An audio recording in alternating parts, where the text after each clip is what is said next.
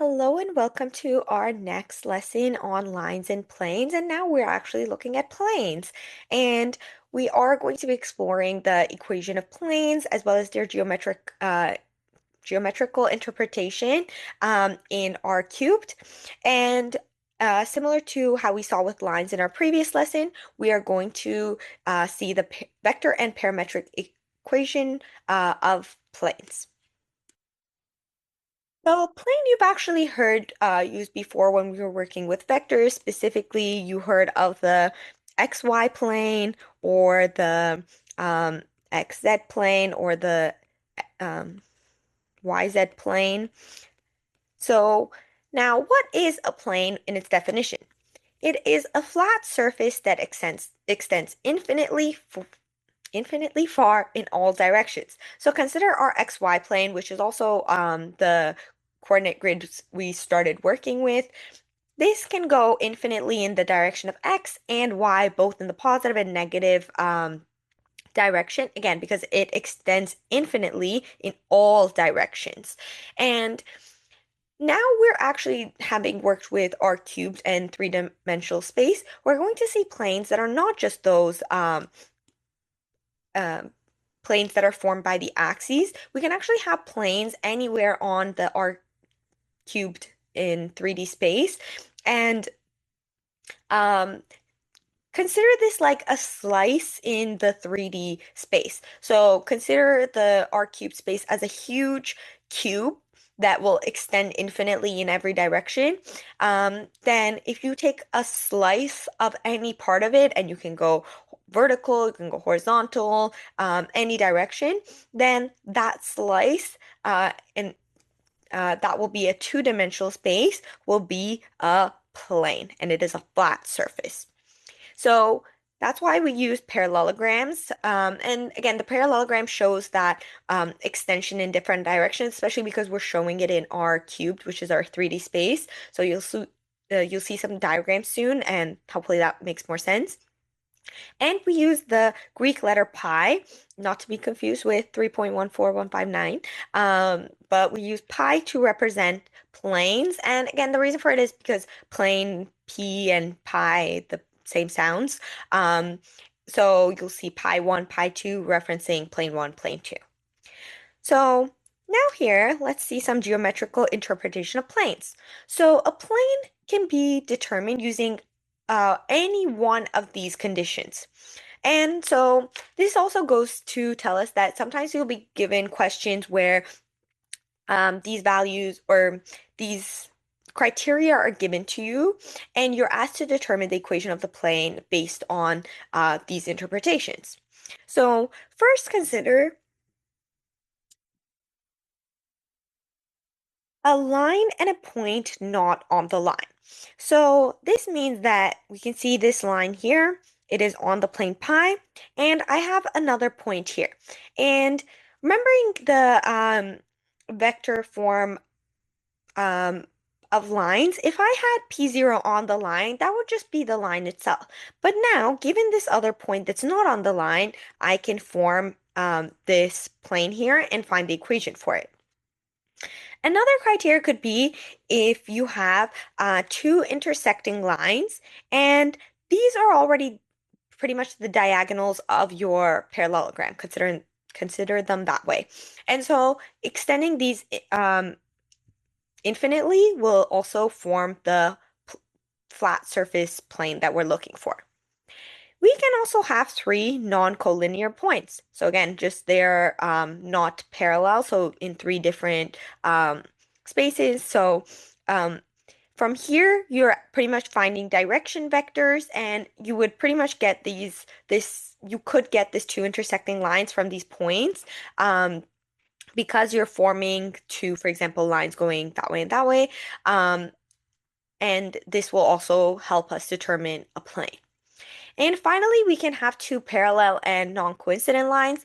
And this one will actually connect back to A because you have one line, and from the other line, you can determine one more point that is not on the other line or the first line that we started with. And that itself will also help us form a plane.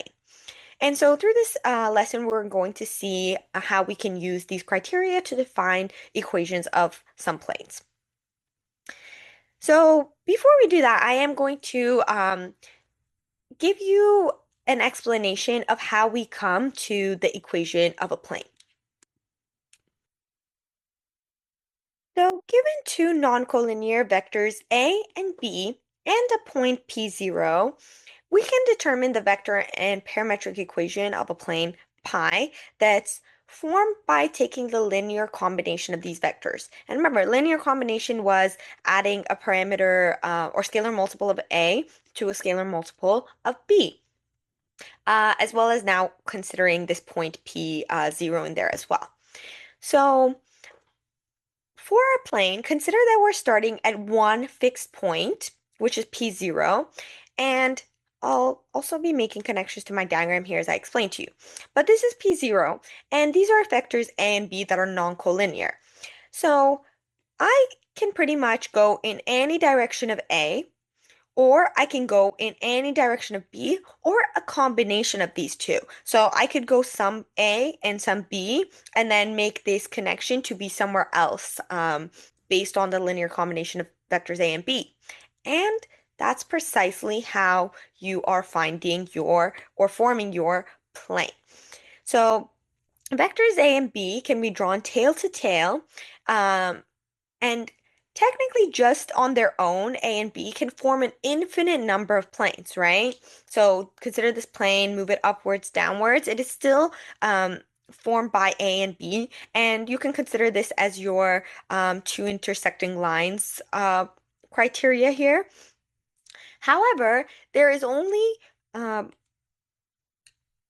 one only one of these planes that will also include that point P0. So consider if I move up from here, move this plane upward, translate it up or translate it down, none of those planes are going to contain point P0. So only and only this plane is formed by the direction vectors A and B and contains point P0. Now, consider now another random point on this plane, and we're going to call this point P.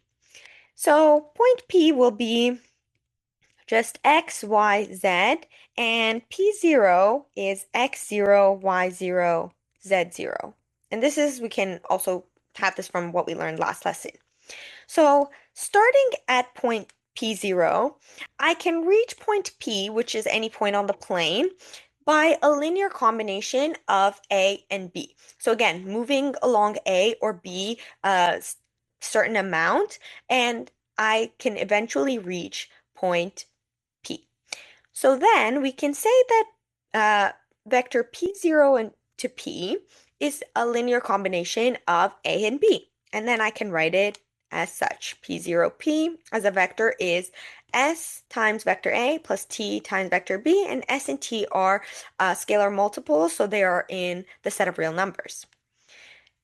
Now, going back here as well, consider this is our vector.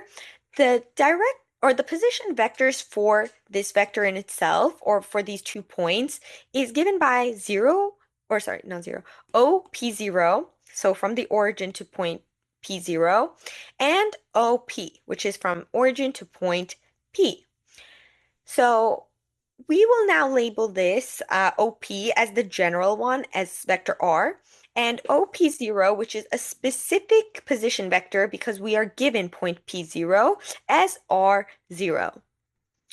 Now, using the triangle law of addition, so remember, we're trying to find here OP in order to go from OP0 to go here and then move any direction of A and B. So then I can say that, or sorry, OP, my general one. Then I can say OP is OP0, this vector, plus P0P, which is exactly what we have here. But we just found out that, or we labeled OP0 as R0, And we also concluded that P0P as a vector is a linear combination of vectors A and B. And that's exactly what we have here. So then we can say the vector equation of the plane, which is given by the vector R. And remember, this comes from OP, given that P is any general point on the plane, can be given by R0, our starting or reference point, plus S times A plus T times B, where A and B are the direction vectors and S and T are scalars in the set of real numbers. And so if we consider that R is X, Y, Z, so this is just point P, and R0 is OP0, which is X0, Y0, Z0, and A and B are A1, A2, A3, B1, B2, B3 as our direction vectors. And again, consider this is now three-dimensional space, so we have two direction vectors as compared to when we were working with lines, that is only one direction vector. So then, rewriting it as such, I can then write the parametric equation of the plane as well. So we need x, y, and z. And similar to lines, this is now x0 plus s times a1 and t times b1. And same with y, it's y0 plus sa2 and tb2. And finally, we get the equation for z as well. So now any point on this plane can be determined by this set of parametric equations, and any t that you pick and any s that you pick and substitute it here, you will find x, y, z, which will be a point on your plane. And just putting that now as a definition, so I showed you how we get to that, how we get to these forms of the equation, so the vector and parametric form. And here's just putting all of that information together. So now you kind of have a guide that you can use. And same with the parametric equation here. So let's look at our example now. And here we are starting with the example with three collinear points. So we are asked to determine the vector equation and the corresponding parametric equations for a plane that passes through the points A, B, and C. So to describe a plane in R cubed, so we need that one point and two non-collinear direction vectors. So I will first start with, I'm going to consider point A, and let's say point B is here, and point C is here. So starting at point A, I'm going to find the direction vector AB, and then I'm going to find the direction vector AC. So then I have my reference point, which is going to be A here. And now I have two direction vectors, AB and AC. So this is AB, AC. And I could also refer to these as A and B. So starting with AB, we find that AB is equal to 3, 4, 2. And so one direction vector for the plane is given by vector A, which is 3, 4, 2. And this is pretty standard. I don't really need to simplify this or do anything with it. I can't even because think of lowest common denominator, same idea. These are the lowest common values we can get. So there's not really a point or not really a way to reduce them. So we just leave it as that. Now, using points A and C, we get negative 3, 3, 3. So here, you could actually consider this as negative 1, 1, 1. So doesn't matter. I just stuck with negative 3, 3, 3, but this would also work for you as well. And we can actually now have or label this as our second direction vector. That being said, though, we are in labeling it doing a check as well, which is since this is not a scalar multiple of direction vector A, then these two are non-collinear, and so we can conclude that B is also a direction vector for our plane, and it is our second direction vector. So now we have two direction vectors and another point that we can use on this plane that will help us form the vector equation. Now, I did use point A here to just show you the visual, but you can really use point A, B, or C here, and your vector equation will still be correct. So I just chose point A, and then the two vector equations. And so my vector equation is given by R is equal to, this is point A, to negative 1, 4, plus S times, this is vector A, this is vector B. So S times 3, 4, 2, plus T negative 3, 3, 3. And again, you could have used negative 1, 1, 1 here as well. And S and T are in the set of real numbers.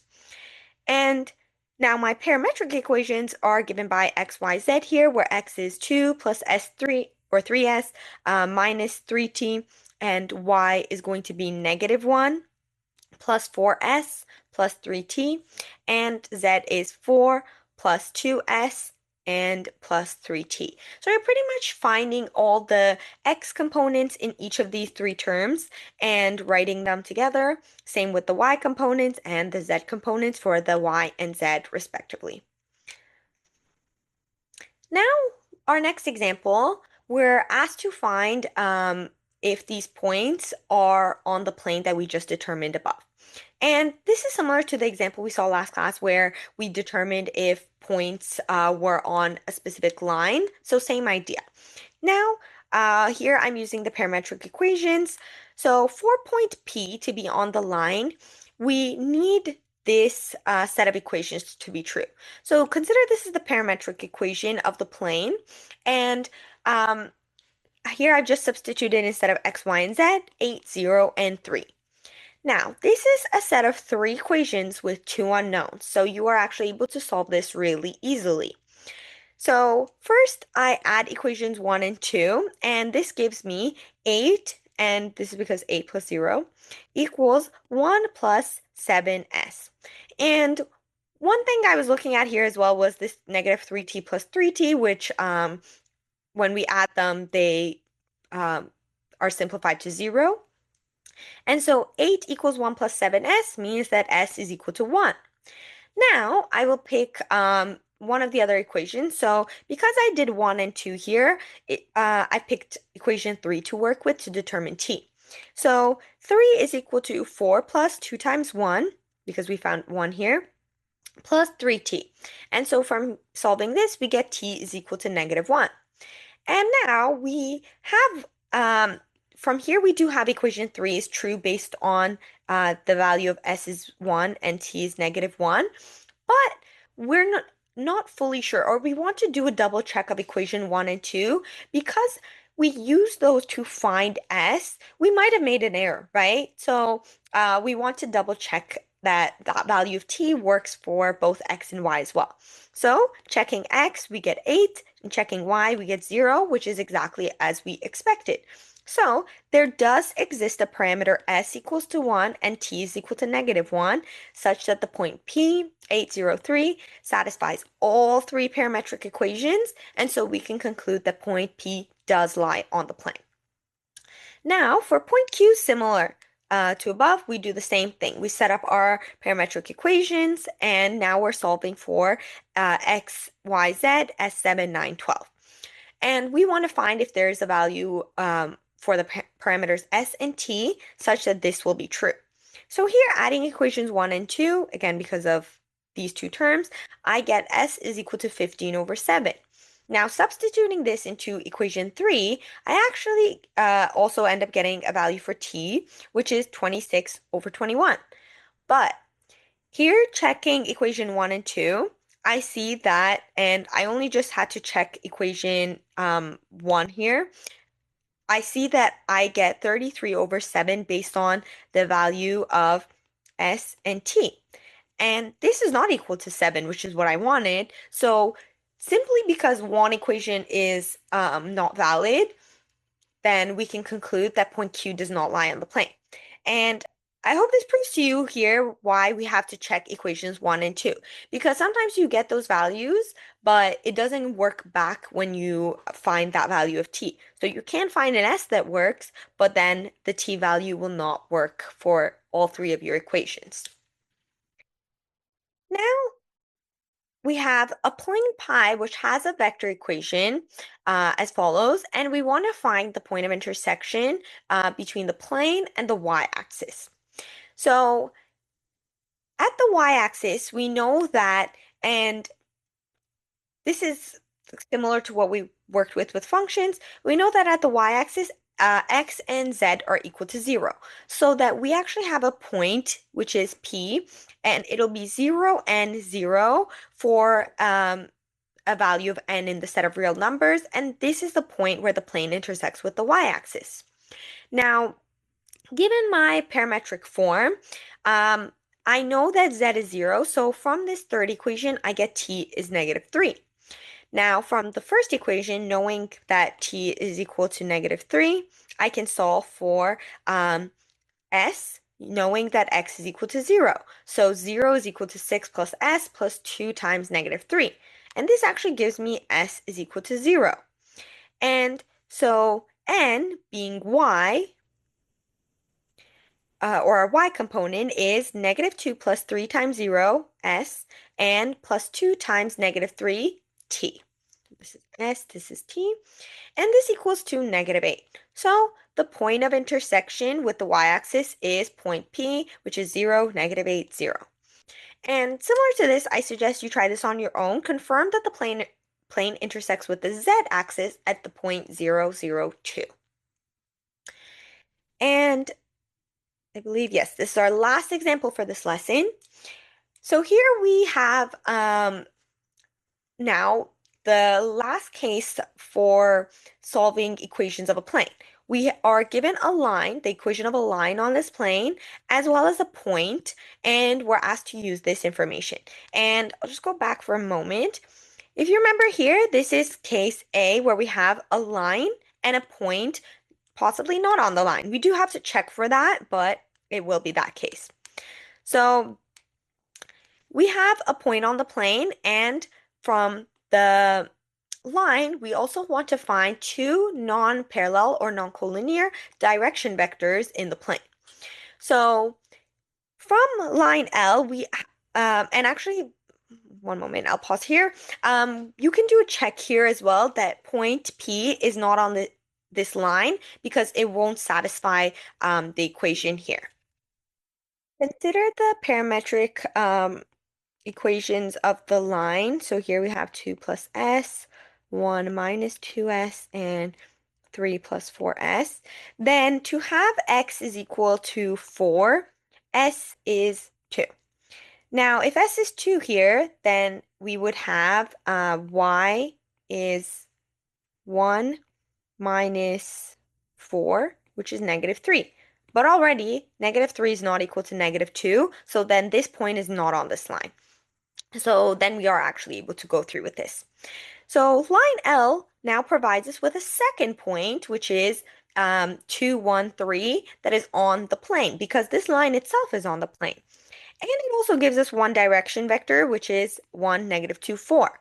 So from this point now, and the point that I was given, point P, I can find the second direction vector. So PA, which is now going to be B, and here I had A, can be found as -2, 3, -4. Now, you do have to check here that this is collinear with vector A, but I can already see them multiplying this by -2 to get the -2 x exponent, or sorry, x component. Then -2 times -2 will not be equal to 3, so these are not scalar multiples, and so they are not collinear, so they can act as two non-collinear or non-parallel direction vectors on the plane. So, and that's exactly what I've written for you here. Then we can actually just form the vector equation there. And again, you can use any point here. So you can use P or A. So I chose point A, but you can also do 4, -2, 7.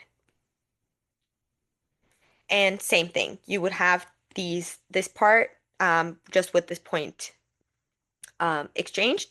And so this is our direction vector A, and this is direction vector B. And so this is a linear combination of these two direction vectors, and we have two scalar multiples S and T, and this as a whole is our vector equation of the plane. And now from here, I can easily derive my parametric equations. So given S and T in the set of real numbers, I have X is equal to 2 plus S minus 2T. Y is going to be equal to 1 minus 2S plus 3T. And Z is equal to 3 plus 4S minus 4T. And here I've shown you the representation as well. So sometimes you'll be asked to draw the plane as well. So for now, we're not really focused on the X, Y, and Z axis. So we're just trying to draw the plane as a visual, not necessarily in the three-dimensional space. We do have a lesson on that later where we see how to sketch these planes. But for now, we will have our parallelogram. This is plane pi. This is our line L, and this is point 213 that's on the plane, and this is point P, which is not on the plane. So, or sorry, not on the line. So then what we really did was we found this direction vector, and I think I did PA. So it's this way. Doesn't matter if you had done AP, it would have still been the same. And so really we have two intersecting lines. And from here we were able to find the vector equation and the parametric equation of the plane. And for this lesson, that is our last example. So we are done. You do have a practice set on Google Classroom to get lots of practice with the vector and parametric equations of planes. So please make sure you're completing that. And as always, if you have any questions, please don't hesitate to reach out, and I will see you all next class.